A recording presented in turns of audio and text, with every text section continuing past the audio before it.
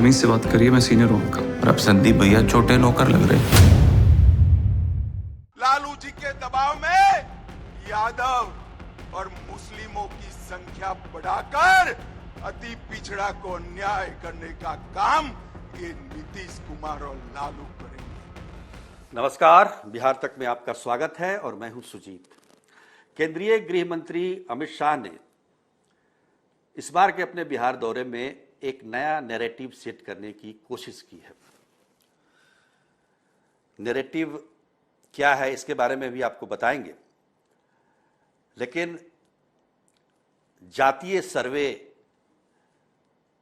की जो रिपोर्ट बिहार सरकार ने 2 अक्टूबर को इस साल जारी की थी, उसकी पूरी रिपोर्ट कल विधानसभा में पेश होने वाली है और इसमें बहुत सारी चीज़ों का पता चलेगा। जैसा कि सरकार ने ये कहा था कि जातीय सर्वेक्षण आर्थिक और सामाजिक रूप से पिछड़ी जातियों को, जो पिछड़ चुकी हैं, उनके आंकड़े जानने के लिए कराया गया है ताकि उन्हें समाज में ऊपर लाया जा सके, उनका सामाजिक स्तर ऊपर ऊंचा हो, उनका आर्थिक स्तर ऊंचा हो। अब देखिए कल रिपोर्ट में क्या आता है। उम्मीद तो यही है कि आर्थिक रूप से जो भी पिछड़े लोग हैं उनके बारे में सरकार विस्तृत रिपोर्ट देगी, लेकिन इस जातीय सर्वेक्षण को ही आधार बनाकर अमित शाह ने एक नया नैरेटिव सेट किया है। रविवार को मुजफ्फरपुर में उन्होंने सभा की और उन्होंने जो कहा उसको भी गौर से सुन लीजिए। उन्होंने कहा कि जातीय सर्वेक्षण में बिहार सरकार ने जानबूझकर यादवों और मुसलमानों की संख्या को ज्यादा दिखाया है, जबकि अत्यंत पिछड़ी जातियां हैं उनको कम करके दिखाया गया है।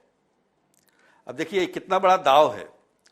आज जितनी भी पार्टियां हैं, राजनीतिक दल हैं, सब के सब अत्यंत पिछड़ा समाज को, जातियों को अपने खेमे में लेना चाहते हैं। और अमित शाह का ये बयान भी इसी परिप्रेक्ष्य में है। जातीय सर्वेक्षण की रिपोर्ट जब आई थी उस समय ये कहा जाने लगा था कि महागठबंधन को समर्थन देने वाली जो जातियां हैं उसका प्रतिशत 89 है, 89%, क्योंकि 10-11% जो हिंदू अपर कास्ट हैं, उच्च जाति के जो लोग हैं, उनको छोड़कर बाकी सब महागठबंधन को समर्थन देते हैं। उसी के काट में अमित शाह ने ये नया नैरेटिव सेट किया है, यादव और मुसलमान को माइनस करके बाकी सभी हिंदुओं को एक साथ लेकर चलने का। अब जातीय सर्वेक्षण के मुताबिक यादवों की संख्या जो है 14% से थोड़ी ज़्यादा है और मुसलमानों की 17% से ज़्यादा, दोनों को मिला दें तो लगभग 32% ये आबादी होती है। तो अमित शाह यानी कि अमित शाह या बीजेपी 68% जो जनसंख्या है उसको अपना आधारभूत बनाना चाहती है। अत्यंत पिछड़ी जातियों में बहुत सारी जातियां हैं, बहुत छोटी छोटी जातियां हैं उसमें, और उनको मिलाकर एक समूह बनाया गया है जो कि अत्यंत पिछड़ी जाति कहा जाता है, ईबीसी, एक्सट्रीमली बैकवर्ड कास्ट। तो उसको वो अपने पाले में आ जाए, उसके लिए ये सारे प्रयास किए जा रहे हैं। बिहार की सामाजिक बनावट में कई बार ऐसा होता है कि जहां यादव होते हैं वहां अत्यंत पिछड़ी जाति के जो लोग हैं उनको थोड़ा भय होता है। ये आम तौर पर आप सुन सकते हैं। यहाँ पर अमित शाह ने इसी को उभारने की कोशिश की है कि देखिए उनकी संख्या ज़्यादा है और आप हैं 36% भी हैं, लेकिन आप सक्षम नहीं है उतना उनसे मुकाबला करने में।